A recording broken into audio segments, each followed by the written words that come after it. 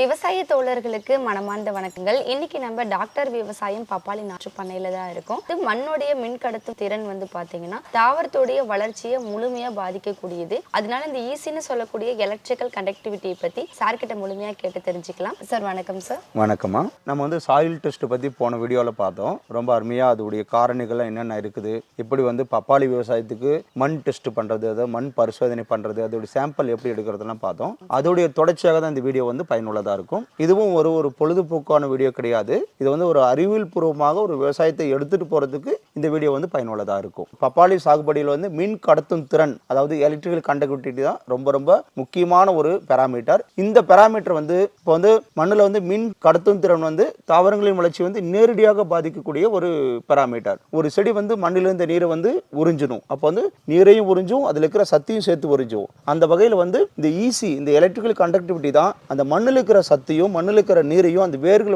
எவ்வாறு உறிஞ்சுறது அப்படிங்கறது டிசைட் பண்றதே இந்த பாராமீட்டர் தான். அதனால தான் இதை நம்ம ஒரு டீட்டெயிலா தெரிஞ்சுக்கணும். இப்போ ஒரு மின் கடத்தும் திறன், அதாவது இந்த எலக்ட்ரிக்கல் கண்டக்டிவிட்டி ஈஸிங்கிறது மண்ணில் உள்ள உப்பின் அளவை அளவிடும் ஒரு முறை தான். ஒரு மண்ணில் உப்பு அதிகமா இருந்துச்சுன்னா மின் கடத்தும் திறன் அதிகமா இருக்கும். ஒரு மண்ணில் உப்பு குறைவா இருந்துச்சுன்னா மின் கடத்தும் திறன் குறைவா இருக்கும். மண்ணுடைய ஆரோக்கியத்தையும் அதே போல பயிர் வளர்ச்சியை தீர்மானிக்கிறதுலயும் முக்கிய பங்கு வகிக்கிறது.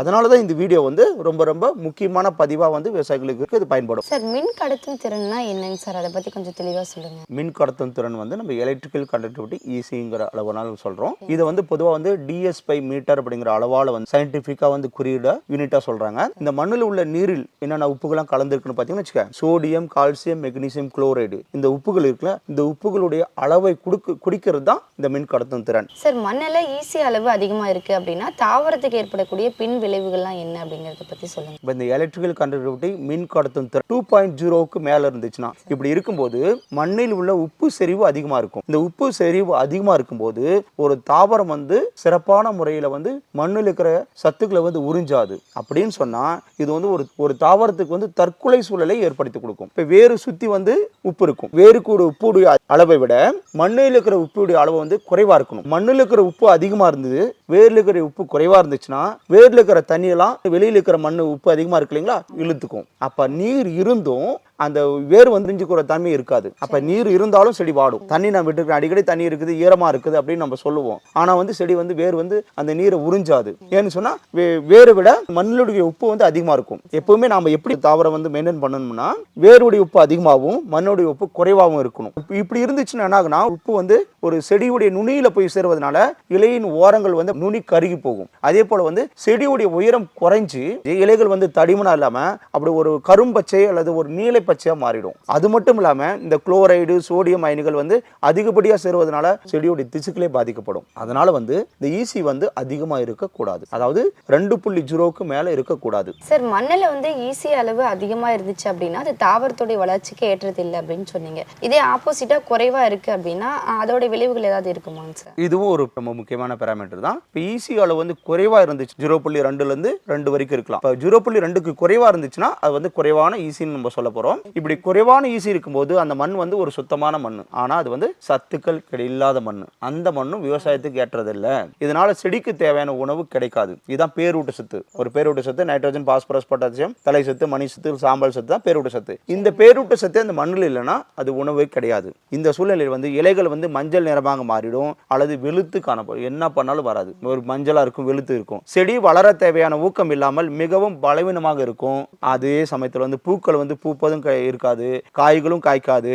அப்படியே டோட்டலா செடி ஒரு தன்னை அடையாளப்படுத்திக்கவே முடியாது செடியாகவே. செடி நன்றாக வளர்வதற்கு மண்ணின் மின் கடத்தும் திறன் ஒரு முக்கிய சமநிலையில் இருக்கணும். அதுதான் ரொம்ப ரொம்ப முக்கியம். இதனை மின்சார வயரிங் அல்லது ஒரு செடியின் உணவு பாதை என்று கூட சொல்லலாம். அந்த அளவுக்கு ஒரு செடி மிகவும் சிறப்பாக வளர ஒரு ஐடியல் சாயில் வேணும். இந்த ஐடியல் லெவல்ல இந்த ஈஸி கண்டிஷன் வேணும். அப்பதான் ஒரு செடி வளர்றதுக்கு ரொம்ப ரொம்ப சாதகமான சூழ்நிலை ஏற்படுத்தி கொடுக்கும். இப்போ தாவரங்களுக்கு தேவையான நைட்ரஜன், பொட்டாசியம், பாஸ்பரஸ், என்பிகேன்னு சொல்றோம் இல்லைங்களா, போன்ற சத்துக்கள் வந்து மண்ணில் வந்து தங்கி இருக்குது. இது வந்து எப்படி இருக்குன்னா மின் அயனிகளாக தான் இருக்கும். அதாவது இந்த ஈசி அளவு சரியாக இருக்கும்போது தான் இந்த அயனிகள் வந்து செடியால் எளிதில் கண்டறியப்படும். செடியின் ஒவ்வொரு வளர்ச்சி பருவத்திலும் அதன் ஊட்டச்சத்து தேவை மாறுபடுகிறது. ஆக்சுவலா இது ஸோ இந்த ஈசி அளவு வந்து ஒரே அளவு கிடையாது. சின்ன செடியா இருக்கும்போது ஒன்று, கொஞ்சம் வளர்ந்த அளவில் ஒன்று, ஃபுல்லா வளர்ந்து முடிச்ச பிறகு ஒன்று, அது போல வந்து ஒவ்வொரு பருவத்திலும் இது வந்து மாறுது. எனவே ஒரு செடி ஆரோக்கியமாக வளர அந்தந்த பருவத்திற்கேற்ப மண்ணின் அல்லது நீர்ப்பாசன முறையில் வந்து இந்த ஈசி அளவை நம்ம மாற்றி அமைக்கணும். இப்போ நீங்க ஒரு கேள்வி கேட்பீங்களா, இந்த ஈசி அமைப்பை வந்து மாற்றி வைக்க முடியுமான்னு கேட்கலாம். கண்டிப்பா மாற்றி வைக்க முடியும். அதை பத்தி நம்ம பார்க்கலாம். அதாவது பப்பாளி செடியின் வளர்ச்சியை ஒரு குழந்தை மாதிரி ஒரு குழந்தை பருவத்தில் என்ன பண்ணும் ஒப்பிடும்போது, ஒரு பச்சிளம் குழந்தைக்கு நம்ம கொடுக்குற உணவு வந்து வளர்ச்சி வர வர அதே உணவை கொடுக்க போறோம். ஃபர்ஸ்ட் குழந்தை பிறந்த பிறகு ஒரு 50 மில்லி பால் கொடுப்போம், அது 100 மில்லி கொடுப்போம், அப்புறம் 1/4 லிட்டர் கொடுப்போம். இது மாதிரி நம்ம உயர்த்திக்கிட்டே போறோம் இல்லையா, அது ஊட்டச்சத்தும் அதிகமாக போயிட்டே இருக்கு இல்லையா. அப்ப அதே போல ஒரு ஆரோக்கியமா ஒருத்தர் உழைக்கிறாங்க பண்றாங்கன்னு சொன்னா அதுக்கு ஊட்டச்சத்து தேவையான ஊட்டச்சத்து கொடுத்தாதான் அவரை வந்து அது ஆரோக்கியத்தில் வளர்த்து எடுத்துட்டு போக முடியும். அதே மாதிரி தான் நம்ம பப்பாளி செடியை பொறுத்த வரைக்கும் இல்ல எந்த பயிரா இருந்தாலும் இந்த ஈசி அளவு வந்து வளர்ச்சியை பொறுத்து நம்ம மாறுபட்டு கொடுக்கணும். சார், இந்த ஈசிங்கிறது ஒவ்வொரு பருவத்துக்கும் நீங்க மாறுபடும் அப்படின்னு சொன்னீங்க. இப்ப நர்சரி ஸ்டேஜ்ல நாற்றங்கால் இதுல எவ்வளவு ஈசி இருக்கணும் அப்படிங்கறத பத்தி சொல்லுங்க. இப்போ வந்து நர்சரி ஸ்டேஜில் இருக்கிற ஒரு பப்பாளி செடிக்கு வந்து என்னென்ன மாதிரி இருக்குன்னு நம்ம பார்க்கலாம்.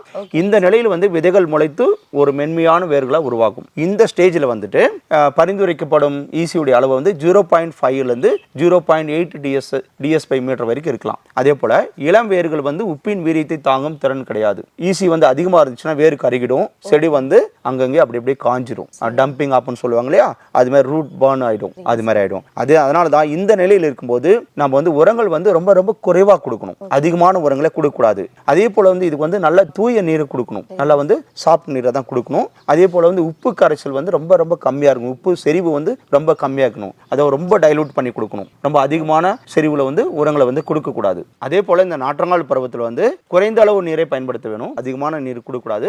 மண்ணில் ஈரப்பதம் அதிகமாகவும் ஆனால் தேங்காமல் இருக்கணும். இந்த சூழ்நிலையில நேரடியாக உரமிடுவதை தவிர்க்கணும். அதனால தான் நம்ம என்ன பண்றோம், தேவைப்பட்ட நேரில் கரையக்கூடிய ஒரு ஆல் ரவுண்டர்னு சொல்லும் பார்த்தீங்களா, ஆல் 19 19 NPK, இது வந்து மிக குறைந்த செறிவு, அதாவது கான்சன்ட்ரேஷன் வந்து ரொம்ப ரொம்ப கம்மியான செறிவுல வந்து ஸ்ப்ரே பண்ணணும். அப்படி ஸ்ப்ரே பண்ணும்போது ஒவ்வொரு முறையும் உரமிடும் போது ஒரு நாள் உரம் கொடுத்தாங்களா அடுத்த நாள் வந்து நார்மலா நீர் பாசணும், அடுத்த நாள் உரம் கொடுத்தாங்களா அடுத்த நாள் நீர் பாசணும். அதே போல வந்து கான்சன்ட்ரேஷன் வந்து ரொம்ப ரொம்ப கம்மியா கொடுக்கும். அப்ப இளம் வேர்கள் வந்து அதிகமான உப்புகளை கொடுக்கும்போது தாங்காது. இப்ப வந்து இளம் வேர்களுக்கு குறைவான உப்புகளாக இருக்கக்கூடிய உரங்களை மட்டும் கொடுக்கணும். அப்போ வந்து செடி வந்து நல்லா வளர்ச்சியா வரும், நல்லா தடிமனா வரும், நல்லா ஸ்ட்ராங்கா வரும். நம்ம சொன்ன அதே கான்செப்ட் தான். இப்படி வேறு விட மண்ணுடைய ஈசி வந்து குறைவா இருக்கணும், அதை நம்ம மெயின்டைன் பண்ணணும் இந்த டைம்ல. அப்ப இந்த மெயின்டைன் வந்து 0.5 0.8 வரைக்கும் இதோட ஈசி லெவல் வந்து நம்ம மெயின்டைன் பண்ணிட்டு வரணும். நாற்றங்கால் பருவத்துல ஈசி பத்தி சொன்னீங்க, இப்ப வளர்ச்சி பருவத்துல எப்படி இருக்கணுங்கிறத பத்தி சொல்லுங்க. இந்த வளர்ச்சி பருவத்தை வந்து வெஜிடேட்டிவ் ஸ்டேஜ்னு சொல்லுவோம். இந்த ஸ்டேஜ் வந்து நடவு பண்ணிட்டு வேர் பிடிக்கிற பருவம். அது ஒரு 45 to 90 நாள் நர்சரியிலேருந்து செடி வாங்கிட்டு போயிட்டு ரீபிளான்டேஷன் பண்ணுவாங்க. இந்த ஸ்டேஜில் வந்து நாற்றுகள் வந்து வயலில் நட்ட பிறகு புதிய சூழலை மாற்றிக்கொள்ளும் பருவம். ஆக்சுவலா இப்போ நாட்டை கொண்டு போய் வயலில் நடவு பண்றோம், அப்போ அந்த கிளைமேட் டோட்டலாகவே மாறி இருக்கும். இந்த சுச்சுவேஷன்ல வந்து நாட்டுகளை நிலத்தில் நட்ட பிறகு வேர் வந்து மண்ணில் வந்து போகு, மண்ணுடைய சத்துக்களை வந்து உறிஞ்ச ஆரம்பிக்கும். இப்போ இது வந்து கோகோபீட்ல இருந்து சத்துக்களை உறிஞ்சுது, அதுக்கப்புறம் மண்ணுல இருந்து சத்து உறிஞ்சும். இந்த டைம்ல தான் பப்பாளி செடியின் இந்த ஆரம்பத்தில் வளர்ச்சி 45 to 90 நாள் இருக்கு இல்லைங்களா, இதுதான் ஒரு கட்டிடம் எப்படி நம்ம வந்து ஸ்ட்ராங்கா போறதுக்கு வந்து பேஸ் எப்படி இருக்கிறோ அதே போல பேஸ் வந்து இந்த இடத்துல இருக்கணும். நடவு பண்ணி 15 to 90 நாட்கள் வந்து நம்ம எந்த அளவுக்கு பராமரிக்கிறோமோ அந்த அளவு வந்து செடியின் வாழ்நாள் முழுக்க நோய் எதிர்ப்பு சக்தியோட வளர்றதுக்கு வந்து இதுதான் இருக்குது. இது ரொம்ப ரொம்ப முக்கியமானது ஒரு சீசன், முக்கியமான சீசன். நாற்றுகள் மிக மென்மையான வேர்களை கொண்டிருக்கும். அதே போல இந்த சீசன்ல வந்து 0.5 0.8 DS/மீட்டர் வரைக்கும் இருக்கணும் இந்த ஈசியுடைய அளவு. பப்பாளி வேர்கள் வந்து ரொம்ப ரொம்ப மென்மையானது, அதே போல அதிகமான உணர்திறன் கொண்டதா இருக்கும். வெஜிடேட்டிவ் ஸ்டேஜ்ல வந்து ஈசி லெவல் வந்து 1.2க்கு மேல இருந்துச்சுன்னா என்ன ஆகும்னா மண்ணில் உள்ள உப்புகள் வந்து அதிகமா இருக்கும். அதனால வேர்கள் வந்து அந்த உப்பு உறிஞ்சறதுனால வேர் நுனிகள் கருகி செடியுடைய வளர்ச்சி வந்து அப்படியே நின்றுடும். ஸோ இந்த டைம் வந்து உப்புடைய அளவு வந்து 0.8 மெயின்டைன் பண்ணணும். அப்படி இல்லைனாலும் 1.2 அளவுக்கு போகக்கூடாது. அதனால ஒரு சரியான ஈசி அளவை வந்து பாதுகாக்கணும். இந்த டைம்ல தான் ஈசி அளவு வந்து நைட்ரஜனை உறிஞ்சும் புரதமாகவும் பொட்டாசியத்தை உறிஞ்சும் செல்லுலோஸாகவும் மாற்றுகிறது. அதே போல ஒரு செடியுடைய செல் சுவற்றை வந்து நல்ல தடிமனா வச்சுக்கிறத ஒரு சீசன். இந்த பருவத்தில் வந்து செடியுடைய தண்டு வெளிர் பச்சை நிறத்தில் இல்லாமல் சாம்பல் கலந்த பச்சை நிறத்தில் தடிமனாக மாற தொடங்கிடுச்சுன்னா அப்ப வந்து அந்த நம்ம பராமரிக்கிற ஈசி அளவு வந்து சரியானதாக இருக்கிறதா நம்ம தீர்வு பண்ணலாம். உப்பின் வீரியம் வந்து வேர் முனைகளை சுடுறதுனால வளர்ச்சி வந்து ரொம்ப தாமதமா வளரும் ஈசி அதிகமா இருந்துச்சுன்னா. இப்போ அடுத்த ஏஜ் அப்படின்னு பார்த்தீங்கன்னா பூ வைக்கிற காய் வைக்கிற இந்த பருவம் தான். இந்த பருவத்தில் ஈஸி எப்படி இருக்கணுங்கிறத பற்றி அதாவது ஃப்ளவரிங் அண்ட் ஃப்ரூட் ஸ்டிங் ஸ்டேஜில் வந்து 5 மாதத்துக்கு பிறகு இருக்கிற ஸ்டேஜ் வந்து இதுவும் ரொம்ப முக்கியமான பருவம் தான். இதுவே சத்துக்கள் அதிகம் தேவைப்படும் பருவம். இந்த டைமில் வந்து ஈஸி வந்து 1.5லேருந்து 2.0 வரைக்கும் இருக்கலாம். காய் வந்துச்சுனாவே நீர் பற்றாக்குறை ஏற்படக்கூடாது. நீர் வந்து கண்டினியூஸாக கொடுக்கணும். நீர் குறைந்தால் பூக்கள் உதிரும். அதே போல் பொட்டாசியம் போரான் சத்துக்களை வந்து அதிகமாக கொடுக்கணும். அதே போல் இந்த நிலையில் வந்து ஈஸி சற்று அதிகமாக இருந்தால் நல்லா இருக்கும். பழங்கள் வந்து இனிப்பாகவும் அந்த பிரிக்ஸ் லெவல்னு சொல்லுவாங்க இனிப்புத்தன்மை, அந்த இனிப்புத்தன்மை அதிகமாகவும் செடி வந்து திரட்சியாகவும் வளர்றதுக்கு வந்து இது ஒரு ரொம்ப சப்போர்ட்டாக இருக்கும். சி லெவல் வந்து 2.5க்கு மேலே போச்சுன்னா பழங்கள் வந்து சிறிதாயிடும், பழம் பெருசாக வராது. அதாவது 1.5லேருந்து 2.0 வரைக்கும் ஈஸி லெவல் இருக்கலாம். அந்த 2.0க்கு மேலே போச்சுன்னா பழம் வந்து பெருக்காது, சிறு பழமாக போயிடும். அந்த பிரிக்ஸ் வந்து வராது, அந்த இனிப்புத்தன்மை வராது, இனிப்புத்தன்மையுடைய அளவும் டிசைட் பண்ண முடியாது. ஸோ இந்த பருவத்தில் வந்து பொட்டாசியம் போரான் கலந்த கலவைகளை வந்து அவங்க அதிகமாக கொடுக்கலாம். ஈஸி அளவு மாற்றி வைக்கலாம் அப்படின்னு சொல்லியிருந்தீங்க. ஈஸி அளவு மாற்றி வைக்கிறதுனா எப்படின்னு சார் அதை பற்றி கொஞ்சம் சொல்லுங்கள். இந்த ஈஸி அளவு வந்து எவ்வாறு கூட்டுவது இதில் பார்க்கலாம். மண்ணில் அல்லது நீரில் லோ ஈஸியா இருக்கும்போது அதை அதிகரிக்க பின்வரும் முறைகளை நம்ம கையாளலாம். அது என்னென்ன முறைகள்னு பார்க்கலாம். ஒன்று வந்து உரத்துடைய செறிவு அதிகப்படுத்துறது. அதாவது நீரில் கலக்கப்படும் நைட்ரஜன் பொட்டாசியம் உரங்களை அதிகமாக்கினால் அந்த நீரில் அயனிகளின் எண்ணிக்கை வந்து அதிகமாகும். அப்போ வந்து ஈஸி வந்து கண்டிப்பா அதிகரிக்கும். இரண்டாவது காரணம் வந்து சரியான உர தேர்வா இருக்கணும். ஆமா, சில உரங்கள் வந்து இயற்கையிலேயே மின் கடத்தும் திறனை கொண்டவை. அமோனியம் நைட்ரேட் அல்லது பொட்டாசியம் குளோரைடு போன்றவை தேவைக்கேற்ப சேர்த்து ஈஸியை உயர்த்தலாம். அந்த ஈஸியுடைய அயனிகள் வந்து அதிகமாக்கும். அடுத்த காரணம் வந்து ரீசர்க்குலேஷன் சொல்லிட்டு அது இந்த ஹைட்ரோபோனிக்ஸ்லாம் சொல்லுவாங்க. மறுபடியும் வந்து பயன்படுத்தின நீரையே மறுபடியும் பயன்படுத்துறது. இந்த முறைகளில் வந்து ஈஸி வந்து நம்ம வந்து கட்டுப்பாட்டுக்குள்ள கொண்டு வரலாம். சார் ஈஸி வந்து எப்படி கூட்டலாம் அப்படிங்கிறத பற்றி சொன்னீங்க. இது குறைக்க கூட முடியுமா? மண்ணினுடைய ஈஸி அளவை வந்து குறைக்கிறதும் ரொம்ப ஈஸியான வேலை தான். ஈஸியாக இருந்தால் செடி வந்து கருகி போயிடும், செடியுடைய வளர்ச்சி வந்து குன்றி போயிடும். இப்போ வந்து ஈஸி அளவை எப்படி குறைக்கிறதுன்னு பார்க்கலாம். தூய நீரை கொண்டு கழுவுதல். உரங்கள் கலக்காத வெறும் தண்ணீரை வந்து நிலத்தில் அதிகப்படியாக பாய்ச்சுவதன் மூலமா அந்த வேருக்கு கீழே வந்து நம்ம வந்து அதிகமான தண்ணி கொடுக்கும் போது என்னாகும், வேருக்கு கீழே அந்த உப்பு வந்து போயிடும், அந்த வேறு சுற்றி இருக்கிற மண் வந்து கிளீன் பண்ணி கொடுத்துரும். இது வந்து ஒரு முறை. பாச நீரில் வந்து ஈஸி அதிகமாக இருந்தால் அதனுடன் குறைந்த ஈஸி கொண்ட நீர், அதே போல கிணற்று நீர்லாம் சம் பிளேஸ்ல வந்து குறைந்த ஈஸி இருக்கும், அந்த நீரை கலந்து நம்ம கொடுக்கலாம். அப்படி கொடுக்கும் போது என்னாகும், நீர்த்தலாயிடும், அது வந்து குறைஞ்சிரும். அதே போல வந்து ட்ரைனேஜ் அமைக்கிறது. வயலில் வந்து தண்ணி தேங்காமல் பார்த்துக்கொள்ளணும். ஈஸி அதிகமாக இருக்கிற இடத்துல தண்ணி தேங்கி நிற்குது, அப்போ வந்து நீர் ஆவியாகி போயிடும், உப்பு வந்து படிஞ்சிரும், அப்போ அதோடைய உப்புடைய அளவு வந்து அதிகமாயிரும். எனவே வந்து முறையான வடிகால் வசதி அமைக்கணும். இந்த பப்பாளி விவசாயத்துக்கு அதனால தான் நம்ம சொல்றது, வடிகால் வசதி இருக்கக்கூடிய தோட்டத்தில் மட்டும் தான் பப்பாளி நடவு பண்ணணும். இன்னொன்று ரொம்ப ரொம்ப முக்கியமானது, இயற்கை உரங்களை பயன்படுத்தணும். தொழு உரம் மற்றும் பசுந்தாள் உரங்களை சேர்ப்பதன் மூலம் மண்ணின் கட்டமைப்பை மேம்படுத்தி உப்புகளில் ஏற்படும் பாதிப்பை குறைக்க முடியும். இது மட்டும் இல்லாம வந்து நம்ம வந்து விவசாயத்தில் வந்து சொட்டு நீர் பாசனத்தை வந்து பயன்படுத்தணும். இந்த பப்பாளி விவசாயத்துக்கு முக்கியமா இந்த நவீன விவசாயத்தில் இந்த ஃபெர்டிகேஷன் முறை தான் ரொம்ப ரொம்ப முக்கியமானது. வந்து இந்த ஈஸி வந்து கட்டுப்படுத்துறதுக்கு நம்ம வந்து ஒரு ஈஸி மீட்டர் வச்சுக்கலாம். நீர் வந்து வெளியே வருது பாத்தீங்களா, அதோடைய அளவை வந்து நம்ம வந்து அப்பப்ப கண்ட்ரோல் பண்ணிக்கலாம். ட்ரிப் இரிகேஷன்ல இருந்து வென்சூர் வச்சுக்கிட்டு நம்ம தேவையான அளவு வந்து உரங்களை வந்து கரைச்சு கொடுக்கலாம். இப்போ அப்படியே உரங்களை இறைச்சி நம்ம போடுறாங்களே, அப்படி இல்லாம தேவையான உரங்களை வந்து பாசன முறையில வந்து கலந்து கொடுத்து தேவையான உரங்களை மட்டும் கொடுக்கலாம். அந்த மூலமாகவும் நம்ம ஈஸி வந்து ஒரு முறைக்கு வந்து கொண்டு வரப்படலாம். சுழற்சி முறையை கூட பண்ணலாம். ஒரு நாள் வந்து உரம் பாய்ச்சின தண்ணி பாய்க்கலாம், இன்னொரு நாள் வந்து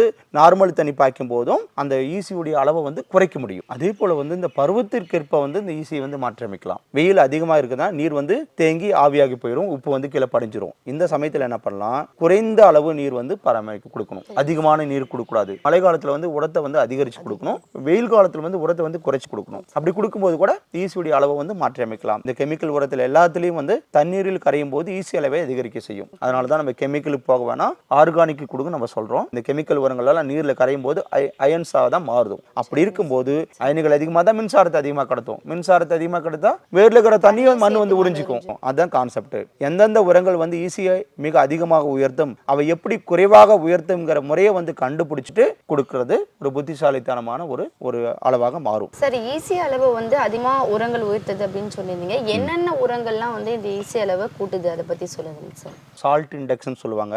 அதிகம் உப்பு கொண்ட உரங்கள் மண்ணில் உள்ள மின் கடத்தும் திறன் வேகமாக உயரும். மோரிட்ரேட் ஆஃப் பொட்டாசியம் சொல்லுவோம், MOP இருக்கு இல்லைங்களா, குளோரைடு அயனிகள் வந்து அதிகமாக இருக்கும். இப்போ வந்து ஈஸியை வந்து மிக வேகமாக உயர்த்தும். இது ஒரு காரணம். அமோனியம் நைட்ரேட், அமோனியம் சல்பேட் வந்து நைட்ரஜனை கொடுக்கும் உரங்கள், உப்புத்தன்மையுடைய குறியீடு வந்து அதிகமாக இருக்கும். அப்போ வந்து ஈஸியை வந்து உயர்த்தி கொடுக்கும். அதே போல வந்து சோடியம் கலந்த உரங்கள் வந்து மண்ணின் ஓர்ப்பு தன்மையை வந்து மிக அதிகமாக உயர்த்தும். அதே போல வந்து யூரியா வந்து நேரடியாக உப்பு இல்லை இருந்தாலும் அது மண்ணில் உள்ள எம்சைங்களின் வினைபுரிந்து அமோனியாக மாறும்போது ஈசியுடைய அளவும் மாறி வந்துடுது. இது மாதிரி வந்து சில உரங்களால வந்து இந்த ஈசி அளவை வந்து நம்மளால அதிகமாக உயர்த்த முடியும். சார், ஈசி அளவை அதிகமாக உயர்த்தக்கூடிய உரங்கள் பத்தி சொன்னீங்க, மிதமா உயர்த்தக்கூடிய உரங்கள் கூட இருக்காங்க சார். ஈசி அளவை வந்து மிதமாக உயர்த்தும் உரங்களை வந்து கண்டுபிடிச்சு கொடுக்கறது மூலமா அதிகமான மாற்றங்களை உருவாக்காம இருக்கலாம். டிஏபின்னு சொல்றோம் இல்லைங்களா, டை அமோனியம் பாஸ்பேட், இது வந்து மணிச்சத்து நல்ல தண்டு வளர்ச்சிக்கூடிய ஒரு சத்து இல்லைங்களா. ஈசி அளவை வந்து ஓரளவுக்கு தான் உயர்த்தும். அதே போல வந்து பொட்டாசியம் சல்பேட், SOP, பப்பாளி பயிர்கள் வரைக்கிறீங்கன்னா MOP கொடுக்கறதுக்கு பதிலாக SOP கொடுக்கலாம். இது SOP கொடுக்கறது மூலமா ஈசி அளவை வந்து குறைவான அளவே உயரும். அதே போல வந்து கால்சியம் நைட்ரேட், இது வேர் வளர்ச்சிக்கு ரொம்ப ரொம்ப நல்லது. அதே போல இந்த கால்சியம் நைட்ரேட் வந்து ஈசி அளவை வந்து குறைவா தான் உயர்த்தும். இப்படியான உரங்களை வந்து நம்ம கொடுக்கும்போது ஈசி அளவு வந்து லைட்டா உயரும். இந்த குறைவான உப்புள்ள உரங்களை கொடுக்கும்போது அதோடைய மண்ணுடைய தன்மை வந்து லைட்டா மாறுது. சரி, ஈசி அளவை வந்து குறைக்கக்கூடிய உரங்கள்லாம் என்னென்ன அப்படிங்கறத பத்தி சொல்லுங்க.